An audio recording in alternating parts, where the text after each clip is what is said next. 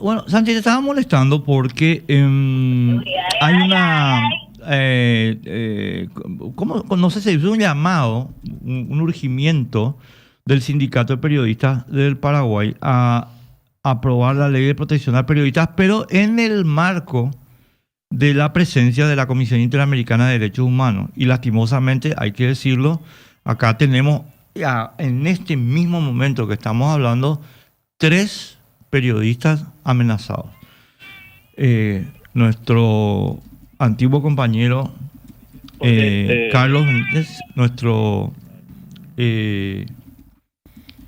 antiguo compañero Fabián Costa y Aníbal Gómez. ¿Cómo viene la mano, Santi? No, sí, de que nosotros estamos haciendo el reclamo del cumplimiento, además, ¿verdad?, en coincidencia con la presencia acá de la Corte Interamericana. Ayer tuvimos la audiencia por el caso Santiago Leguizamón. Estamos planteando el cumplimiento de lo que es la sentencia del caso Santiago Leguizamón, que incorpora justamente la posibilidad de que el Estado apruebe un proyecto de ley de protección a periodistas. Como acabas de describir, nosotros tenemos actualmente 3 casos, digamos, Aníbal Gómez Caballero, tenemos otro caso también de otra compañera en Guairá, que había recibido también amenazas de muerte, tenemos los casos de Fabián y de Carlos Benítez, pero en general tenemos que decir que en los últimos 3 años hicimos ese corte porque en el 2022 sale esta sentencia y bueno, estamos en 2025, tenemos más de 100 casos de algún tipo de agresión, digamos, al derecho a la libertad de expresión y a la protección, a la seguridad de los periodistas. O sea, es una situación recurrente, no son hechos aislados o muy puntuales, sino que estas situaciones son recurrentes, ¿verdad? Y entendemos nosotros que son recurrentes porque hay una estructura, digamos, social, política, económica, donde uno levanta una baldosa y encuentra algún nivel de ilegalidad, ¿verdad? Y que hay gente que se está enriqueciendo o acumulando poder a partir de esas situaciones de ilegalidad. Entonces, cuando el periodismo denuncia eso, se convierte inmediatamente en enemigo o en adversario por parte de estos grupos, ¿verdad? Ante eso, ¿qué es lo que planteamos? Y que el Estado necesita tener una política pública que garantice la protección a los periodistas, no por un privilegio a los periodistas, sino para garantizar el derecho ciudadano a acceder a información. ¿Qué es lo que pasa? En zonas donde la violencia impone una suerte de censura o autocensura. El ciudadano y la ciudadana deja de tener vigente real y efectivamente su derecho a la información. O sea, hay lugares del país donde uno va y la crónica de los colegas no puede ir más allá de lo que establece el relato policial, básicamente, porque si uno mira un poco más allá, sabe que lo que le espera es una sentencia de muerte, ¿verdad? Entonces, esas zonas que son consideradas zonas silenciadas, es zona donde no podemos hablar de una democracia vigente o de una democracia fuerte, ¿verdad?, como es la que buscamos construir para nuestro país. Por eso es que planteamos esta propuesta de ley, que lo que hace es crear un mecanismo donde exista la potestad o que tenga la tarea de recibir las denuncias y otorgar de forma inmediata medidas de protección. Ahí estaríamos cubriendo lo que es el pilar de la protección a los colegas. También tiene tareas de prevención en el sentido de promover la libertad de expresión, sensibilizar a la sociedad, instruir a los funcionarios públicos, fiscales, jueces, policías sobre todo lo que tiene que ver con libertad de expresión. Y bueno, también estamos trabajando en la propuesta de ley que tenemos en una procuración de justicia que está involucrando al Ministerio de la Defensa Pública, porque hoy por hoy los colegas que son amenazados, por ejemplo, tienen que litigar con su propio bolsillo, digamos, como la amenaza es un hecho de acción penal privada. Hoy un colega recibe una amenaza y tiene que poner un abogado para saber quién le amenazó y para poder que un juez investigue, porque el Ministerio Público no interviene, ¿verdad? Entonces esas son, digamos, esos son los 3 pilares que estamos planteando: prevención, protección y procuración de justicia, para garantizar, como decíamos, el derecho a la libertad de expresión y el derecho ciudadano a acceder a información. Qué interesante lo que estás contando, sobre todo por el tema de que efectivamente la carga de la acción le corresponde al amenazado. Imagínate un poco. Y yo iría un poco más lejos y todo, ¿verdad? Es para mí realmente patético que el Código Penal establezca que la amenaza es un delito de acción penal privada. Pero bueno, veremos después cómo discutir esa cuestión más amplia. Ahora, ¿ustedes tuvieron ya alguna interlocución con la Corte propiamente Interamericana de Derechos Humanos? Ayer en el caso nuestro, el sindicato ha acompañado el caso desde el comienzo y bueno, la familia y los representantes de la familia nos dieron la posibilidad de estar presentes o ser como representantes de las víctimas el día de ayer, ¿verdad? Tuvimos esa interacción. En mi caso me tocó ser testigo también del caso en la audiencia, digamos, donde se resolvió el caso, ¿no? No, claro, en aquel momento que, o sea, efectivamente la sentencia fue favorable a la familia Leguizamón, como corresponde, ¿verdad? Creo que todos estamos de acuerdo. No sé si hay alguien que esté discutiendo eso en términos formales, ¿verdad? Pero, y tengo entendido también que, digamos, esto tiene por objeto, Santi, pero vos me corregís, porque yo lo que voy a decir ahora es una conjetura mía nomás. Bueno, que esto tiene el propósito justamente de acelerar el trámite legislativo, ¿es correcto? Es correcto, es correcto. Tengo que señalar, Enrique, que el trámite legislativo empezó en abril del 2023. Nosotros hicimos un trabajo previo con una mesa técnica con la Comisión de Derechos Humanos de la Cámara de Senadores. Hicimos una propuesta de ley, ¿verdad?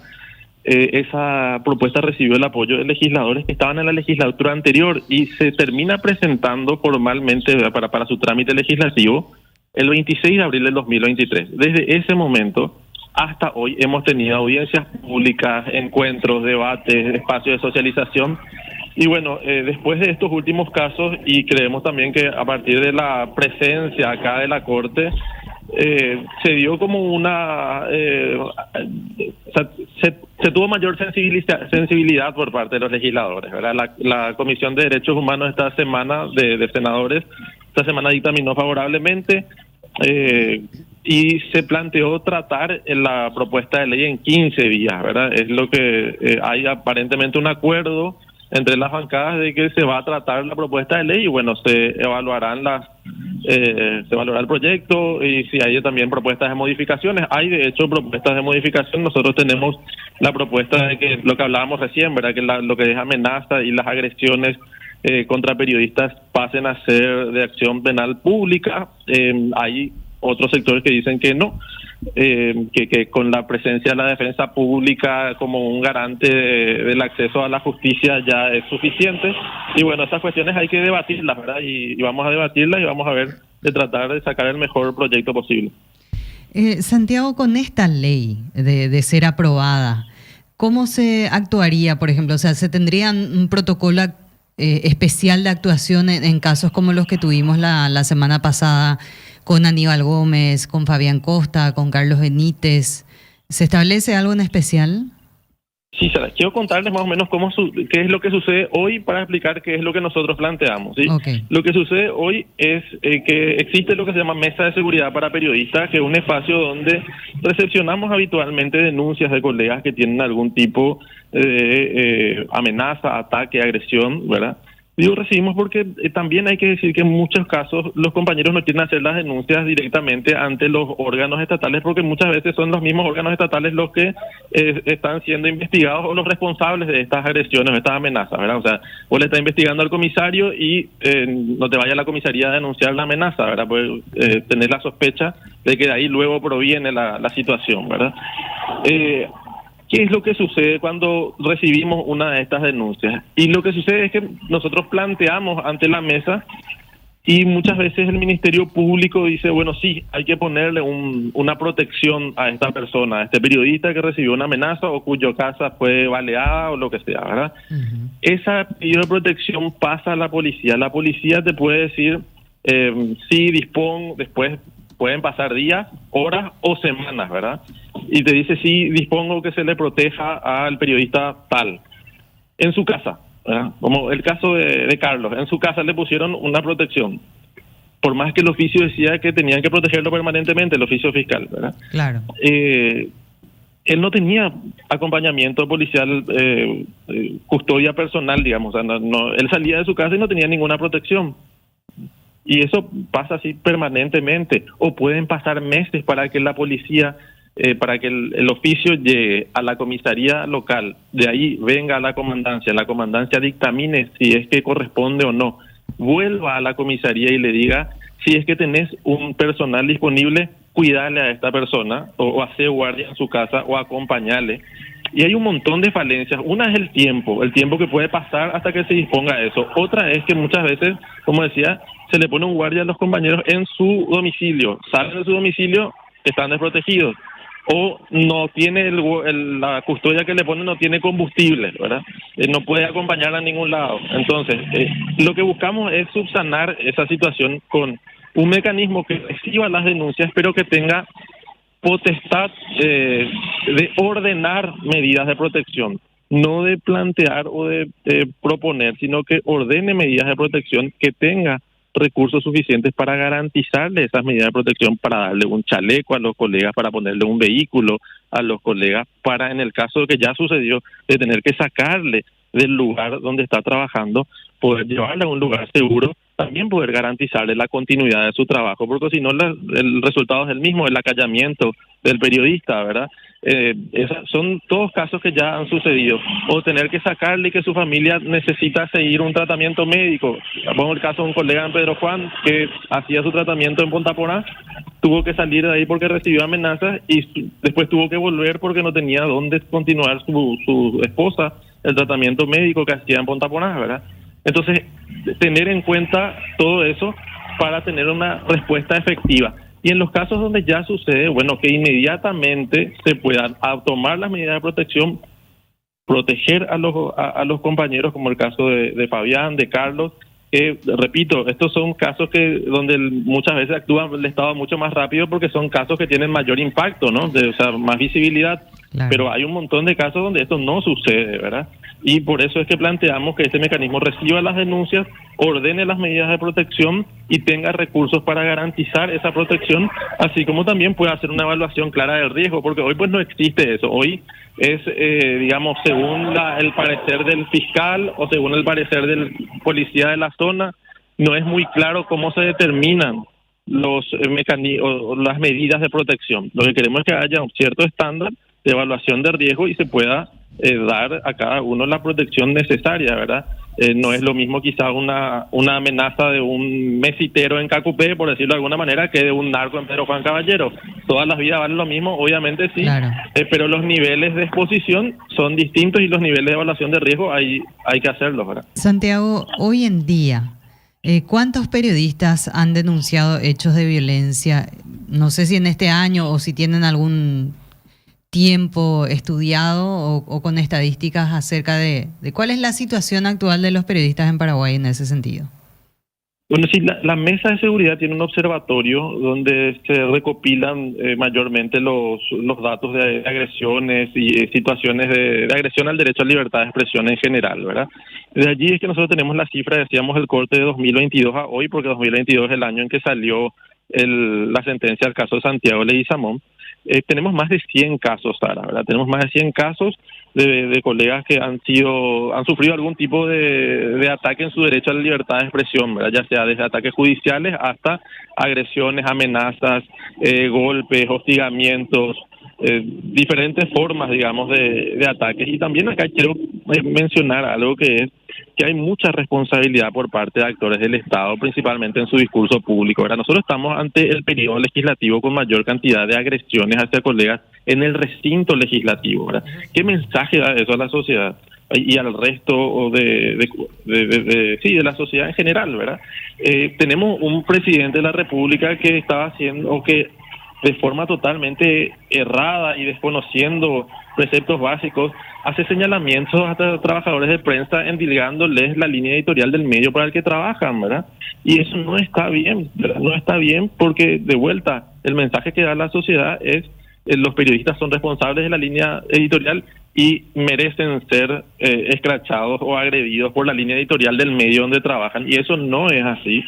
Y también tenemos el caso del Poder Judicial, donde quedó claro a través de las investigaciones periodísticas, por ejemplo, cómo le garantizaron la impunidad al asesino de Lalo Gómez, ¿verdad? Al asesino de Leo Veras, ¿verdad? A través de los chats de Lalo Gómez.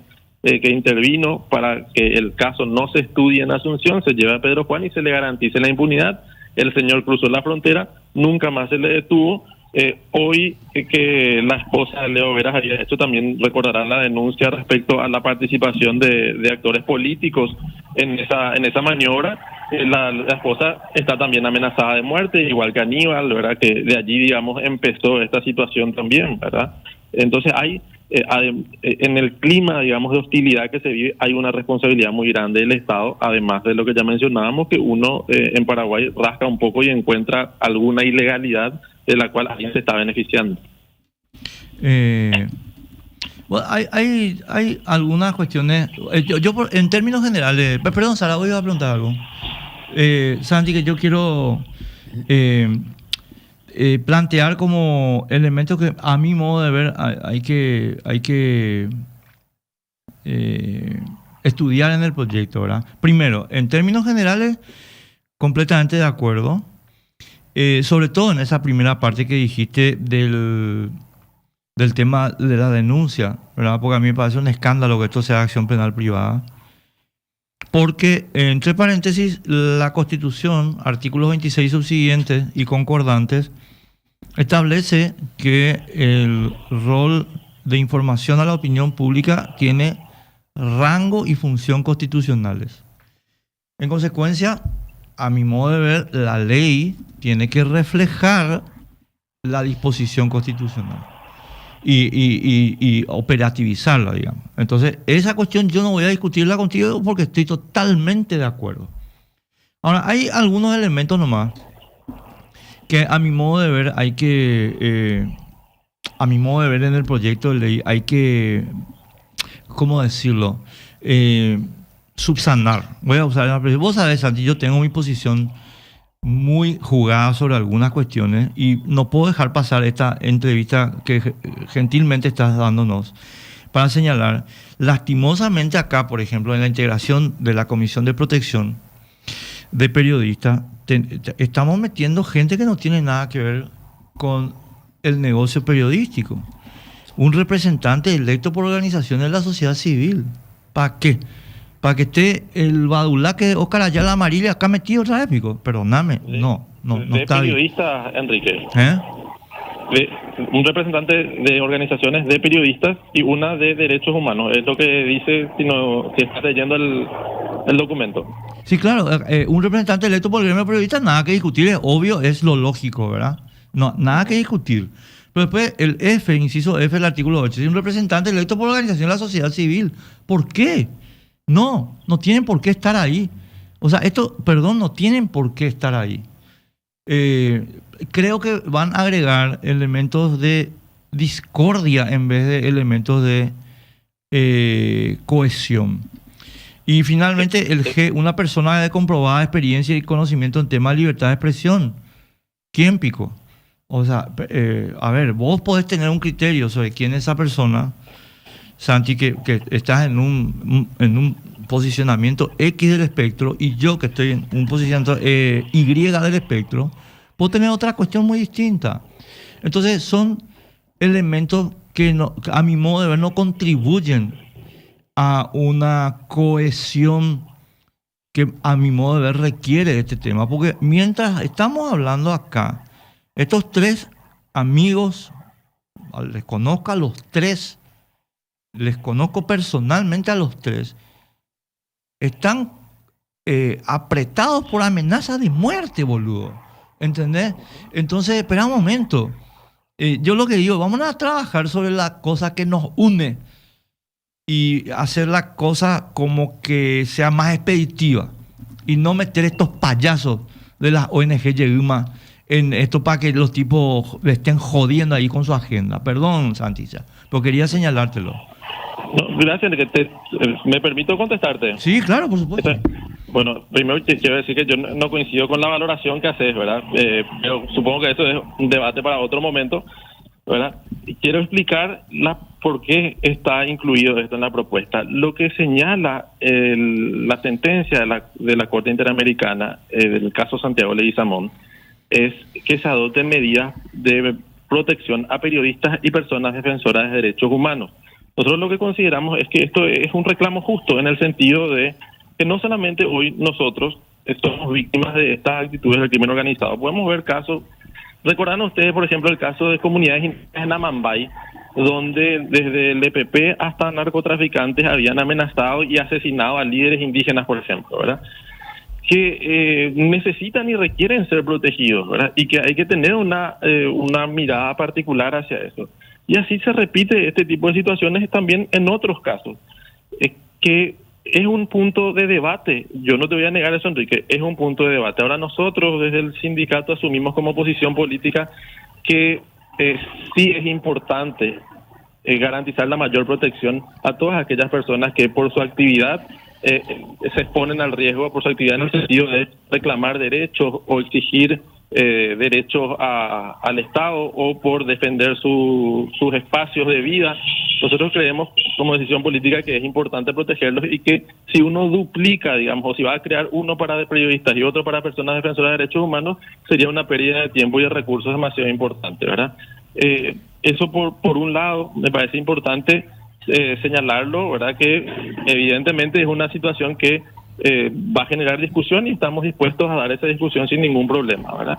Por otro lado, lo que tiene que ver con esa tercera persona que estabas mencionando es electa por las comisiones de derechos humanos de ambas cámaras y vendría a ser un tercero, digamos, que tenga la confianza de los trabajadores de prensa, de las personas que trabajan en derechos humanos y de los representantes del Parlamento para ejercer esa función, ¿verdad? Lo que se busca es que haya la suficiente solvencia a fin de poder resolver adecuadamente cuando uno recibe este tipo de casos, ¿verdad? Nosotros creemos que es muy importante y quiero explicar por qué planteamos que es importante que estén estos representantes, ¿verdad? Porque hoy por hoy, en el caso nuestro, ya habla específicamente de periodistas, el Estado no sabe cómo abordar estas situaciones, ¿verdad? O sea, repito, el caso de Carlos, él tiene que seguir trabajando, tiene que seguir haciendo su investigación, tiene que seguir reuniéndose con gente y el Estado no tiene la más pálida idea de cómo va a garantizar su trabajo. ¿Quiénes podemos hacerlo? Y gente que conoce esta realidad, ¿verdad? Y que necesariamente tiene que contribuir, digamos, y que es lo que estamos haciendo, ¿verdad? Pero lo que queremos es que esto se formalice de forma tal a que efectivamente podamos tener capacidad de proteger a los colegas, porque hoy no la tenemos, ¿verdad? Entonces, esa es la explicación por lo cual nosotros planteamos que haya presencia de los trabajadores de prensa, como así también al abrirse a defensores de personas defensoras de derechos humanos, también estén representantes de ese sector, y lo que se consensuó, digamos, con la Comisión de Derechos Humanos del Senado es que también haya una representación proveniente de ambas comisiones de derechos humanos de las cámaras del Parlamento, que pueda, digamos, generar consenso entre esas dos comisiones a fin de tener una presencia de personas que sean solventes al momento de evaluar y recibir este tipo de denuncias, ¿verdad? No, yo no voy a darte muchas vueltas, Santi, porque creo que explicaste demasiado bien la posición del SPP. Sin embargo, creo oportuno decir que acá hay mucha gente que tiene legítima dedicación a la comunicación social, no solamente los que trabajamos en medios de comunicación consolidados, digamos, como ABC, Última Hora, o no sé, el Grupo Carte, qué sé yo, lo que vos digas, pero también la gente que hace comunicación social con las nuevas plataformas, que es básicamente lo que ocurre en el interior de nuestro país, donde el periodismo se ejerce en las nuevas plataformas, por una cuestión de costo que me parece evidente y no hace falta explicar ahora. Ahora, fíjate vos, el proyecto, a mi modo de ver, subvalora la representación de ese enorme sector para potenciar a ONG Cero. Porque acá nosotros en nuestro país, Santi, nosotros tenemos, digamos, institutos formales ya funcionando para los defensores de derechos humanos, que pueden ser la propia Fiscalía, el Ministerio Público, por la Defensoría del Pueblo, etcétera, etcétera, que están trabajadas, digamos, para los operadores de derechos humanos. Pero meter operadores de derechos humanos en el trabajo periodístico, a mí me parece que que tiene dos efectos negativos. Primero, desvirtuar lo que es el trabajo periodístico. Nosotros, este negocio nuestro es de control a la función pública, al uso del dinero o eventualmente el campo de interés que elija el comunicador, que puede ser farándula o deporte o lo que fuera, ¿verdad? Pero no es la defensa de derechos humanos en particular como tales. Y entonces, meter en el mismo proyecto dos cosas que no son iguales, a mi modo de ver, le resta fuerza a lo que requiere fuerza, que es la protección del periodista. Entonces, para satisfacer a los ONGceros, y perdón, Santi, vos sabes que yo soy medio grosero, te pido disculpas, no quiero que... Para satisfacer a ONGceros de mierda, tenemos que meterle en el proyecto, pero le estamos sacrificando la eficacia de un organismo que es indispensable para proteger el trabajo periodístico. Y esa es mi objeción, ¿verdad? Esa es lo que te quiero plantear como objeción, ¿verdad? A mí me parece positivo que podamos ponernos de acuerdo primero en que este organismo es indispensable para la protección al periodista. Creo que ese ya es un gran paso y que si logramos convencer a los legisladores de eso, vamos a estar avanzando mucho, bastante, ¿verdad? Sí, señor. Repito yo que nosotros nos gustaría que podamos tener más representantes de los trabajadores de prensa, claro que sí. Ahora, creemos que va a ser difícil que el Estado ceda a tener más representantes de los trabajadores de prensa en un espacio donde se va a poder...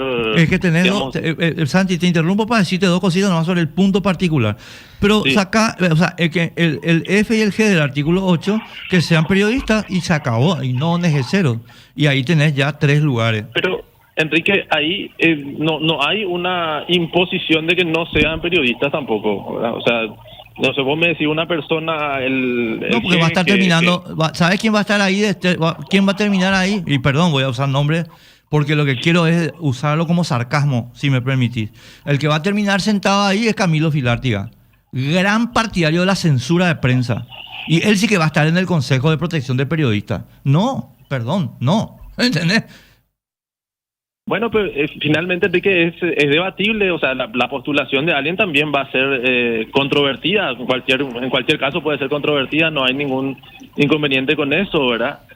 Si nosotros, insisto, así como vos decís que esto le resta fuerza, ¿verdad?, la inclusión de personas defensoras de derechos humanos, nosotros creemos que le suma fuerza, ¿verdad? Suma fuerza en el sentido de que somos más sectores que podemos estar reclamando la aprobación de esta propuesta de ley. Quiero recordar que hasta hace una semana esta propuesta de ley no tenía el acompañamiento de las bancadas necesarias para aprobarse, ¿verdad? Si bien nosotros hicimos un trabajo de lobby, teníamos el respaldo de ciertos sectores, quiero mencionar un respaldo además de la Comisión de Derechos Humanos de su presidente, que es el senador Varela, que estuvo cuando estaba en Honor Colorado y después ahora que está en la disidencia también nos sigue apoyando, ¿verdad? Pero no teníamos muchos votos, ¿verdad? Y sí, nosotros creemos que esto que incorporar otro sector nos suma fuerza. Ahora, de que va a ser un debate y que puede generar controversia, es así, ¿verdad? Es así, genera controversia, de hecho genera controversia a nivel internacional. Hay casos donde se ha logrado incorporar a personas defensoras de derechos humanos en los mismos mecanismos de protección, hay otros casos donde no se ha dispuesto eso. O sea, es un debate, y en el debate nosotros decimos si hay que proteger a los periodistas por el trabajo que hacen, también es importante que se proteja a aquellos que se encuentran expuestos por hacer ejercicio de su libertad de expresión o por su ejercicio de exigencia de derechos, ¿verdad? Y quiero mencionar, Enrique, porque mencionabas también vos algunos espacios del Estado que deberían funcionar, ¿verdad? Si las cosas funcionasen efectivamente, quizá muchas propuestas de ley no serían necesarias, ¿verdad? Ahora, la realidad nos muestra que esta, como quedamos de acuerdo recién, es una necesidad porque justamente todos esos otros espacios no están funcionando adecuadamente para garantizarle la protección a los colegas, ¿verdad? Y repito, vamos a controvertir seguramente respecto a las personas defensoras de derechos humanos, pero quiero que las pensemos no como personas que estamos acá en Asunción trabajando a lo mejor en oficinas y trabajando en informes sobre derechos humanos. Quiero que pensemos en las personas defensoras de derechos humanos como aquellas que como mencionaba, en una comunidad indígena están defendiendo su territorio y por eso son amenazados por narcotraficantes, ¿verdad? O aquellos que un par de veranos atrás reclamaban agua en el Tebicuarú y fueron asesinados aparentemente por representantes arroceros. Una cosa así era que sucedió hace no mucho. O sea, que pensemos en los defensores de derechos humanos como aquellos que están en el territorio exigiendo la defensa de sus derechos o de los derechos de su comunidad, ¿verdad? Y a nosotros nos parece que es importante que esta gente también sea protegida. En fin, es un debate abierto y sí, yo creo que hay que plantearlo. No sé, Sara, Javi, ¿alguna pregunta para Santi? Santi, como siempre, demasiado amable, súper gracias por tu tiempo, gracias por estas consideraciones y nada, un abrazo. Gracias a ustedes, un abrazo.